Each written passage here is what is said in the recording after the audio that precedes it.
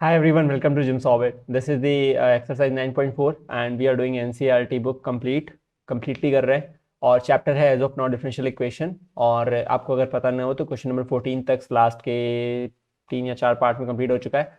तो अगर आपने वो नहीं देखे हैं तो प्लीज़ देख लीजिएगा, पार्ट 1 जरूर देख लीजिएगा, क्योंकि उस पर मैंने बताया है कि क्या फंडा है इस पूरे एक्सरसाइज का और क्या क्या हम करना होता है इस एक्सरसाइज में। तो उसके बेसिक्स के बारे में ज्ञान दे दिया था, यहाँ पे उस एक्स्ट्रा ज्ञान को देने की जरूरत नहीं है। तो अभी हम सीधा शुरू करते हैं क्वेश्चन नंबर 15 से। और अब वर्ड प्रॉब्लम्स टाइप क्वेश्चन होंगे और कई बार तो इक्वेशन नहीं दी होगी ऐसे, और आपको पहले इक्वेशन को जनरेट करना होगा और फिर उसको इंटीग्रेट करके सोल्यूशन निकालना होगा। और हम पर्टिकुलर सोल्यूशन या जनरल सोल्यूशन दोनों ही देख सकते हैं, ज़्यादातर केसेस में ये पर्टिकुलर सोल्यूशन ही होते हैं। ठीक है, तो शुरू करते हैं। Question number 15, find the equation of a curve passing through the point. So हमें कोई भी कर्व की इक्वेशन निकालनी है जो कि 0 0 से पास करता है। So this curve passes through origin, ठीक है, एंड हुज डिफरेंशियल इक्वेशन दी गई है। तो आपको पता है वाई डैश का मतलब क्या होता है, क्या होता था? Correct, D Y by D X. होशियार तो हो रहे हैं हम आप लोग। देखिए, हमें D Y by D X पता है, तो हमें पता है कि डी वाई क्या हो जाएगा, E to the power X sine X D X. अब आपको क्या करना होता है, इसे इंटीग्रेट करना होता है और y का वैल्यू निकालनी होती है। तो देखिए यहाँ तो y है। अब इसके लिए एक वैसे स्टैंडर्ड फॉर्मूला एग्जिस्ट करते हैं, ऐसा नहीं है, लेकिन हम इसको आराम से कर लेंगे वैसे ही, जैसे कि अज्यूम कर लेंगे कि ये एक इंटीग्रल i है, ये एक इंटीग्रल क्या है, i है, जिसका हमें इंटीग्रेशन सॉल्व करना है। ठीक है, जिसका हमें इंटीग्रल निकालना है बेसिकली। तो हमें क्या करना है, सबसे पहले आपको पता है u भी लेना पड़ता है, तो आपको एक चीज सिखाई गई थी, आई लेट, है ना। क्या होता है ये, इनवर्स फंक्शन को फर्स्ट फंक्शन मानते हैं, यू भी है ना, दो फंक्शन है ना, तो आई लेट तो लॉगरिथमिक सेकंड है, अलजेब्राइक थर्ड है, ट्रिग्नोमेट्रिक फोर्थ है और एक्सपोनेंशियल लास्ट में आता है। तो अगर ये सीरीज में हमें ट्रिग्नोमेट्री जो है उसका प्रेफरेंस एक्सपोनेंशियल से ज्यादा है, तो इसका मतलब हम क्या कर सकते थे, हम इसमें ले सकते थे इसको अवर फर्स्ट फंक्शन, और ये हमारा बन जाएगा सेकेंड फंक्शन। ठीक है, वैसे ज्यादा इसमें कोई मेरे ख्याल से चेंज नहीं होता, आप किसी को भी लेके सॉल्व कर लो अभी। तो अभी देखिए अब क्या होगा, first into integral of second, sorry, minus differential of first into integral of second। और इस पूरे का क्या होता है, इस पूरे का क्या होता है, इंटीग्रेशन। ठीक है, तो ऐसा करने से क्या होगा, ये हो जाएगा साइन एक्स, और ये तो e to the power X का इंटीग्रल e to the power X ही होता है, माइनस साइन एक्स का डिफरेंशियल होता है कॉस एक्स, और e की पावर एक्स का e की पावर एक्स ही होगा।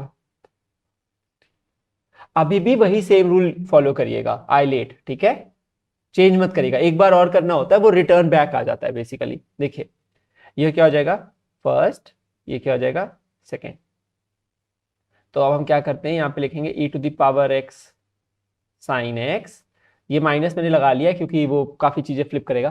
तो फर्स्ट फंक्शन, अब की बार फर्स्ट फंक्शन, यहाँ पे बस फोकस करिए। ठीक है, फर्स्ट फंक्शन कौन है अब की बार, cos X, integral of the second function minus differential of the first function into integral of the second function, पूरे का इंटीग्रल।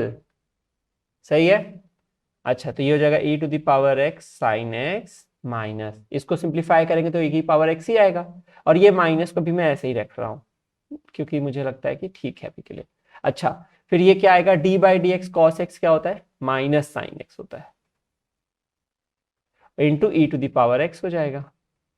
सही है, अच्छा तो ये माइनस और ये माइनस, ये देखिए अभी अब ध्यान से देखिए क्या हो रहा है, ये हो गया e की power X sine X minus e to the power X cos X, minus minus क्या हो जाता है, प्लस इंटीग्रल e की पावर एक्स साइन एक्स।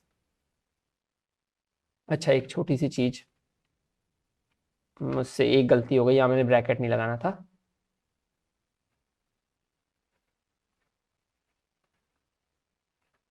तो अज्यूम कर रहा हूं मैं, मेरी बात मानिए, मैं क्या कर रहा हूं, मैंने ये जो लिखा हुआ है ना, इसको मैं अभी थोड़ी देर के लिए ले लेता हूं यहाँ पे y, क्योंकि अदरवाइज ना इसको सिंप्लीफाई करने में थोड़ा मतलब बड़ा फाइट सी हो जाती है। तो let I is equals to लिख दे रहा हूं, तो let I is equals to this, तो इसको मैंने मान लिया है let I is equals to integral E to the power X sine X. ठीक है, तो ये अज्यूम कर लिया मैंने, क्योंकि मुझे वो y को वापस लाना है, बड़ा अजीब हो जाता है वरना, है ना, वो रिपीट होता है इसलिए।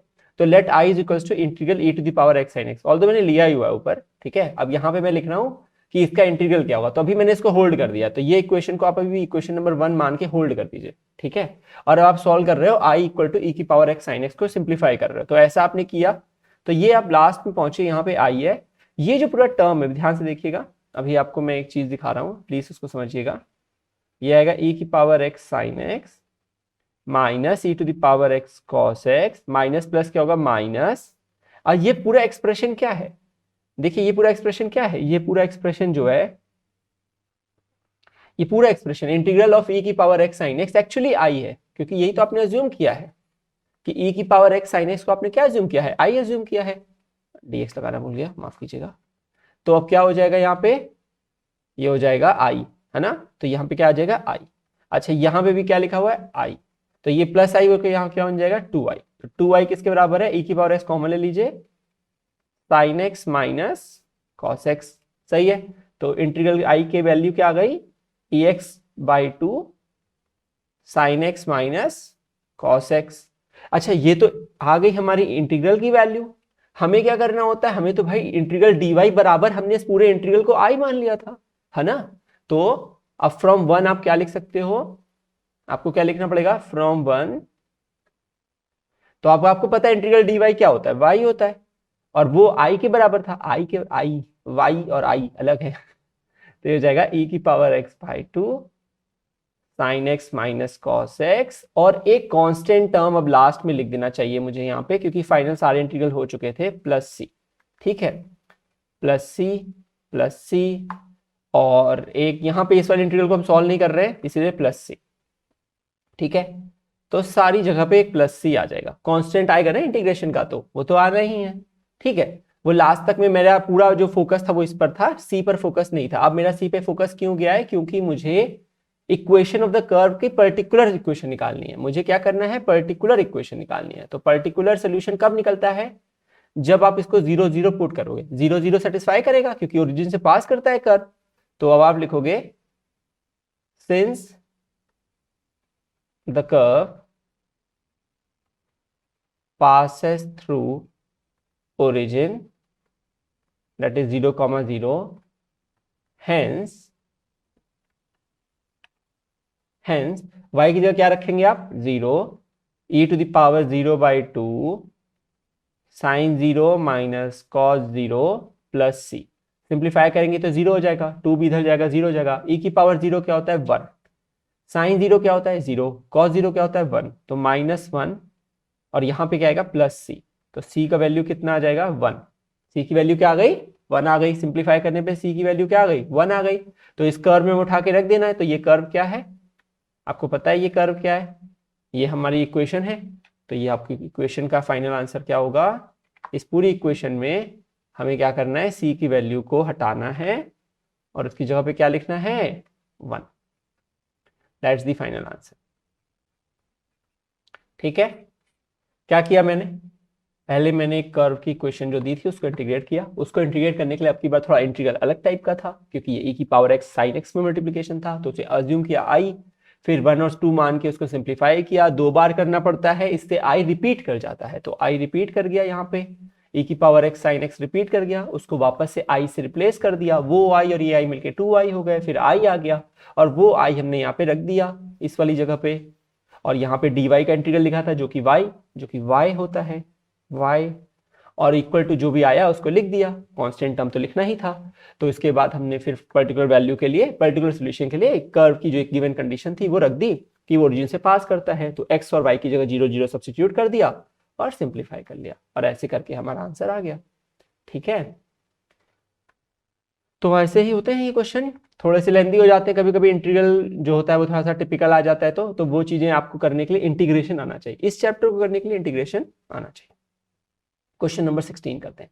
इक्वेशन फिर से दी गई है, बहुत ही अच्छी बात है, इक्वेशन लिख लेता हूं मैं। तो ये लिए दी गई है X Y D Y by D X equals to X plus 2 y plus 2, और आपको सोल्यूशन कर्व जो है इस बार 1 और -1 से पास कर रहा है, कोई बड़ी चीज नहीं हो रही, वो सब चीजें तो सेम ही रहती हैं। पहले रूल क्या कहता है कि y upon Y plus 2, function of y एक साइड कर लो और फंक्शन ऑफ x एक साइड कर लो, हो गया।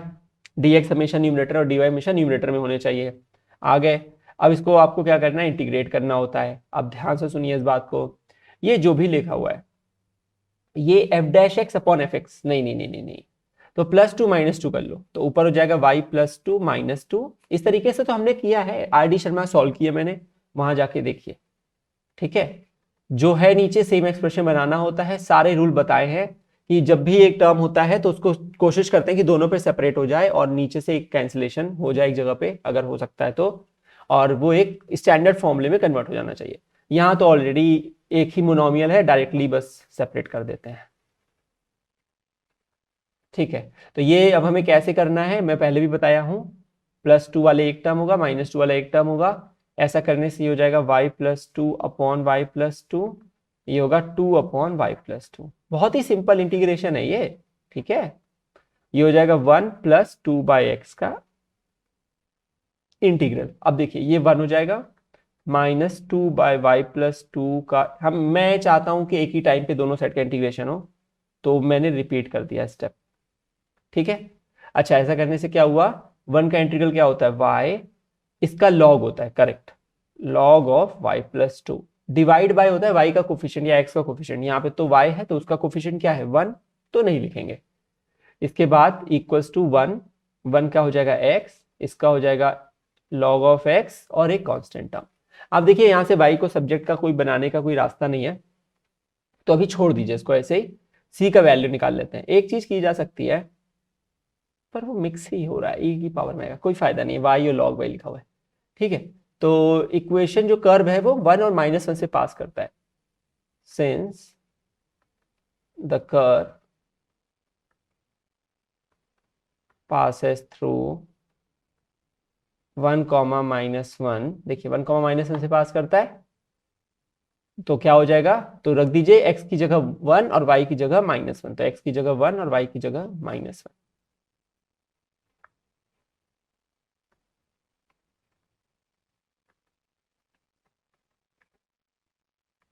तो -1, अब ध्यान से देखिए, 2 - 1 1, व्हाट इज log 1 0, तो ये एक्सप्रेशन आया 1, लेकिन ये पूरा टर्म बन जाएगा 0, log 1 0, तो क्या बचेगा, ये बचेगा -1 is equals to 1, sorry, -1 is equals to 1 + c, तो c की वैल्यू आ गई -1 -2, ठीक है।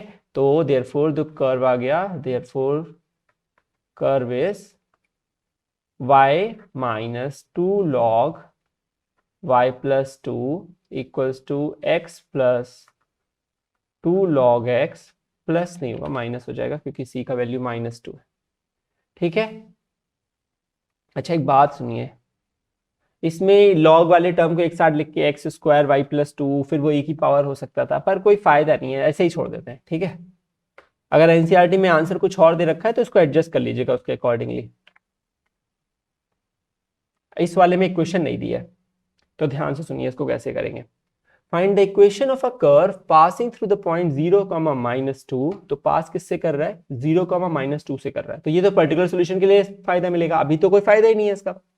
Given that at any point, यहां से इंपॉर्टेंट पार्ट है, given that at any point X Y on the curve, तो इस कर्व पे कोई भी पॉइंट ले लें x, y, कर्व -2 से पास करता है ना, 0, -2 से, तो कोई भी पॉइंट ले लें x, y, the product of the slope of its tangent, तो आपको पता है किसी भी कर्व का जो टेंजेंट का स्लोप होता है वो होता है dy/dx, क्या होता है dy/dx, तो वो कह रहा है product of the dy/dx at x, y, ठीक है। तो इस पॉइंट पे इसी को x, y ले लेते हैं, इस पॉइंट पे पैदा बनाए गए टेंजेंट का जो स्लोप होता है वो होता है dy/dx at x, y at any point the product of the slope of its tangent, product of the slope and Y coordinate, तो वाई कोऑर्डिनेट और प्रोडक्ट का जो स्लोप का प्रोडक्ट है, वाई कोऑर्डिनेट और स्लोप का जो प्रोडक्ट है वो इक्वल है, it is equal to the X coordinate of the point, तो वो एक्स के बराबर है। तो ये गिवन एक्स कॉमा वाई अभी हम नहीं लिखते हैं, इट्स नॉट रिक्वायर्ड, क्योंकि हम अज्यूम कर चुके हैं कि एक्स कॉमा वाई पे ही निकाल रहे हैं। तो अब क्या हो जाएगा यहाँ पे, ये हो जाएगा y dy is equal to X D X. Equation बड़ी सिंपल है अब तो इंटीग्रेट करने के लिए, तो ये हो जाएगा Y square by two is equal to X square by two plus C. मुझे क्या पता करना है, मुझे पता करना है उसका कर्व जो है पास करता है 0,-2 से। So putting x equals to 0, y equals to -2 in the above equation. क्यों कर रहे हैं, क्योंकि कर्व पास करता है, ठीक है। तो जब y को -2 रखेंगे और x को 0 रखेंगे तो क्या आएगा 4/2, तो ये हो जाएगा 2, ये हो जाएगा 0/2, तो 0 प्लस सी, तो सी की वैल्यू क्या आ गई 2। कर्व में रख देते हैं, तो कर्व की इक्वेशन यहाँ लिख देता हूँ मैं, ठीक है। सो द कर्व इक्वेशन आपको नीचे लिखना था, मैं यही लिख देता हूँ। It is Y square by two is equals to X square by two plus two. Simplify करने के लिए क्या है, इस टू को इधर भेज दीजिए, तो Y square is equals to X square plus 4, ठीक है। हाइपरबोला लग रहा है ये, तो ये हो जाएगा, तो यहां से आपका ये क्या हो जाएगा इक्वेशन नंबर का आंसर, ठीक है। एक्स स्क्वायर नहीं -4 आ रही है, ठीक है। समझ गए बात को, तो आई होप कोई दिक्कत नहीं है, इजी हो गया। नेक्स्ट करते हैं। कितने क्वेश्चन है इस पार्ट में, एक बार मुझे चेक कर लेने दीजिए। 1 2 3 4 5, ठीक है। ये वाला इस पार्ट का लास्ट क्वेश्चन है, ठीक है। तो चलिए करते हैं इसको। ये कह रहा है at any point of a curve, at any point of a curve the slope of the tangent, जो स्लोप ऑफ द टेंजेंट, तो टेंजेंट का जो स्लोप है it is twice the slope of the line segment, जो कि दो joining the point of contact to the point this. अच्छा ऐसे समझिए, तो आपको पता है कि जो लाइन सेगमेंट होती है, मतलब सही नहीं लिख रहा हूं मैं, एक second, slope of a line segment connecting two points x1, y1 and x2, y2 is, क्या होता था आपको पता है, किसी भी लाइन का स्लोप निकालना हो जो दो पॉइंट से पास हो रही हो, वो होता है y2 minus y1 upon x2 minus x1, ठीक है। अब ये बोला जा रहा है कि एक स्लोप, वो करेक्ट मैं बाद में करूंगा, इक्वेशन का करेक्शन बाद में करूंगा, पहले मैं पार्ट्स निकाल के रख रहा हूं, ठीक है। सुनिए इस बात को ध्यान से, बड़ा अलग तरीका से करने का। पहले मैं पार्ट्स निकाल के रख रहा हूं, बाद में मैं इक्वेशन के टर्म के हिसाब से जो स्टेटमेंट है उसके हिसाब से सबको जोड़ दूंगा। अभी मैं कह रहा हूं कि एक लाइन सेगमेंट है जो कि ज्वाइन करती है पॉइंट ऑफ कॉन्टैक्ट, तो पॉइंट ऑफ कॉन्टैक्ट क्या है भाई, पॉइंट ऑफ कॉन्टैक्ट तो टेंजेंट का होता है, टेंजेंट का पॉइंट ऑफ कॉन्टैक्ट क्या है एक्स कॉमा वाई, तो एक पॉइंट है एक्स कॉमा वाई और एक पॉइंट है -4, -3, तो एक लाइन सेगमेंट है जो कि ज्वाइन करती है, एक लाइन सेगमेंट है जो कि ज्वाइन करती है -4, -3 और x, y को। यहां पे फिर टेंजेंट है, इस पे एक कर्व पास करता है और एक टेंजेंट है, वो अलग चीज है, उसको बाद में करेंगे। तो मान लेते हैं, लेट सपोज मान लेते हैं थोड़ी देर के लिए कि एक कर्व है, ठीक है, और वो कर्व ऐसे पास करता है, कोई कर्व है जो पास करता है, तो x, y पे जो कर्व का जो वो है टेंजेंट बनाया जाए x, y पे, उसका जो स्लोप है, उसका जो स्लोप है it is twice the slope of the, इसका डबल है, इस वाले एंगल का डबल है, तो थीटा मान लेते हैं और ये अल्फा मान लेते हैं, तो थीटा बेसिकली 2 अल्फा है, नहीं गलत बोल रहा हूं, मतलब एंगल भी होगा ही, क्योंकि स्लोप है तो टैन थीटा है, तो टैन हटा देंगे तब भी होगा ही, लेकिन ठीक है, ठीक है, वो 2 टाइम्स है। तो बेसिकली क्या है कि टैन थीटा जो है वो 2 टाइम्स है टैन अल्फा के, ये कह रहा है। अभी कभी कनेक्ट करूंगा, रुक जाइए, अभी बस इसको लिख के छोड़ रहा हूं, सुनिए मेरी बात को, घबराइए नहीं, पहले एक एक पॉइंट पकड़िए। एक ब्लू लाइन है, लाइन सेगमेंट है बेसिकली, 2 पॉइंट से पास हो रही है, 2 पॉइंट से पास हो रही है, एक है x, y और एक है -4, -3। तो उसका स्लोप क्या होगा, उसका स्लोप लिख लेते हैं m1, उसका स्लोप लिख लेते हैं m1। तो उसका स्लोप क्या है, y माइनस, क्योंकि उसका कोऑर्डिनेट है y, -3 अपॉन x -4। तो बेसिकली उसका स्लोप है y + 3 अपॉन x + 4। तो क्या है लाइन का स्लोप, क्या है, जो लाइन सेगमेंट है उसका स्लोप क्या है, y + 3 अपॉन x + 4। सॉर्टेड है। किसी भी टेंजेंट का to the curve, tangent to the curve, उसका जो स्लोप होता है वो दिया जाता है dy/dx। उसका जो स्लोप है वो दिया जाता है dy/dx at that point x, y। सही है। अब ये कहा जा रहा है कि जो स्लोप है उस टेंजेंट का, जो कर्व है रेड कलर का आपको दिख रहा होगा, वो जो रेड कलर का कर्व है, जो उसका जो टेंजेंट है, उसका जो टेंजेंट है x, y पे, तो टेंजेंट एक लाइन होती है जो कि टच करती है कर्व को एक ही पॉइंट पे, तो वो एक लाइन है, तो उसका एक स्लोप होगा, एक इंक्लिनेशन होगा, उसका टैन लिया गया होगा, इंक्लिनेशन का ही तो टैन लेते हैं, तभी तो उसको स्लोप कहते हैं। स्लोप क्या होता है, टैन थीटा होता है। तो उसका जो स्लोप है, यानी उसका जो स्लोप है, यानी जो उसका dy/dx वाला जो टर्म है, यानी जो m2 है, वो है, इट इज ट्वाइस, वो दुगना है, it is 2 times the slope, जो कि एक लाइन सेगमेंट का है, नीली वाली लाइन का, वो 2 टाइम्स है m1 का। वो क्या है, 2 टाइम्स है m1 का। तो अब आपको पता लग गया m2 क्या है, dy/dx। This is the slope of the tangent to the curve at the point x, y. Slope of the tangent to the curve at the point x, y. It is 2 times the slope of the line segment joining the points x, y and -4, -3. So it is 2 times y + 3 upon x + 4. अब आपको क्या करना है, बस cross multiply करके simplify. तो ये हो जाएगा dx इधर आएगा, dy इधर आएगा, तो 1 upon y + 3 dy और 1 upon x + 4, 2 को बाहर ले लेता हूं, इंटीग्रेट करने जा रहा हूं क्योंकि dx, और हमें इसे इंटीग्रेट करना है। तो ये हो जाएगा log of y + 3 dy, sorry dy क्यों लिख रहा हूं, is equal to 2 times log of x + 4। क्योंकि ये फॉर्मूले आपको पता है, यहां नहीं बता सकता, सॉरी बहुत लेंथी वीडियो बन जाता है, प्लस एक कांस्टेंट टर्म आएगा। अब सुनिए, ये बोला गया है कि ये जो कर्व है, ये बोला गया है कि ये जो कर्व है, ये पास करता है -2, 1 से। तो ये कर्व जो भी है, ये कर्व पास करता है -2, 1 से। अच्छा, तो अगर ये -2, 1 से पास करता है तो वो उसको सेटिस्फाई करेगा, जैसे कि पहले भी बात हुई थी। तो इसका मतलब सिंस इट पासेस थ्रू -2, 1। अच्छा, एक चीज और, मैंने बोला था यहां लॉग ले लो, लॉग ना लो, कोई फर्क नहीं पड़ता, बताया है ना, बता चुका हूं वो चीज पहले ही, तो इसलिए परेशान नहीं होइएगा। तो यहां बस सिंप्लीफाई करिएगा ऐसे, सिंस इट पासेस थ्रू -2, 1, तो लॉग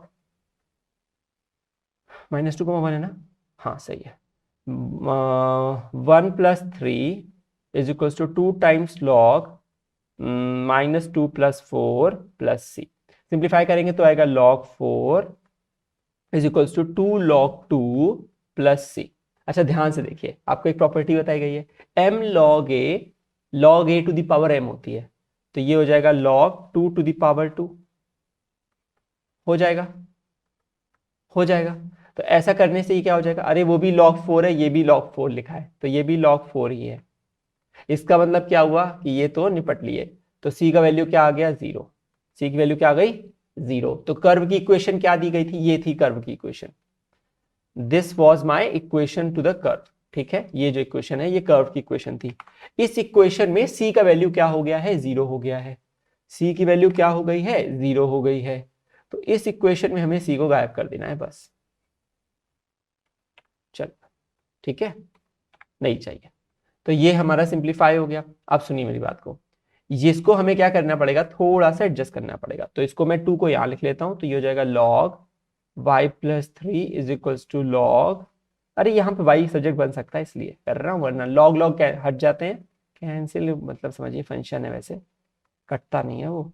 तो y इज इक्वल्स टू क्या हो जाएगा, x + 4 का स्क्वायर -3। आपको सिंप्लीफाई करना है और कर लीजिए आप, तो y इज इक्वल्स टू क्या हो जाएगा, x² + 8x + 16 - 3 13 आ जाएगा। पैरा बोला था ये, एक अप्पड़ पैरा बोला था, ठीक। तो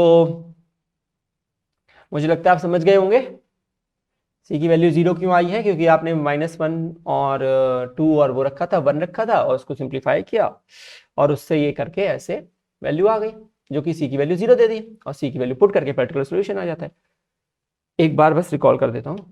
एक लाइन सेगमेंट है, उसका स्लोप पता कर लिया, उसको m1 बोल दिया। एक कर्व है, उस पर एक टेंजेंट बनाया गया है एक ही पॉइंट से, उस पॉइंट का टेंजेंट के इक्वेशन उसको हम dy/dx बुलाते हैं। ये बोला जा रहा है कि जो इस टेंजेंट का जो स्लोप है, जो इस टेंजेंट का स्लोप है ये डबल है, यानी कि tan थीटा की वैल्यू जो है वो डबल है जो एंगल यहां बन रहा है उसके ट्वाइस ऑफ tan के, उसके tan के ट्वाइस के, ठीक है। तो डबल है उसके tan के, तो जो एंगल बन रहा है यानी कि जो स्लोप है लाइन सेगमेंट का, तो टेंजेंट का स्लोप दुगना है लाइन सेगमेंट के स्लोप के, और वहां से इक्वेशन को सॉल्व कर लिया गया। और फिर सेम प्रोसेस है जो हम करते हैं, ठीक है। इस वाले पार्ट में इतना ही, क्योंकि थोड़ा सा समझने के लिए आपको थोड़ा टाइम देना पड़ेगा और वीडियो ऑल्दो छोटा दिखे लेकिन तब भी उसमें टाइम कंज्यूम होगा आपको समझने में। समझिए नेक्स्ट वाले पार्ट ऑफ द वीडियो में आखिरी के जो बचे हुए क्वेश्चन है 9.4 को खत्म करते हैं आज, ठीक है। So thanks for watching, see in the next video, take care.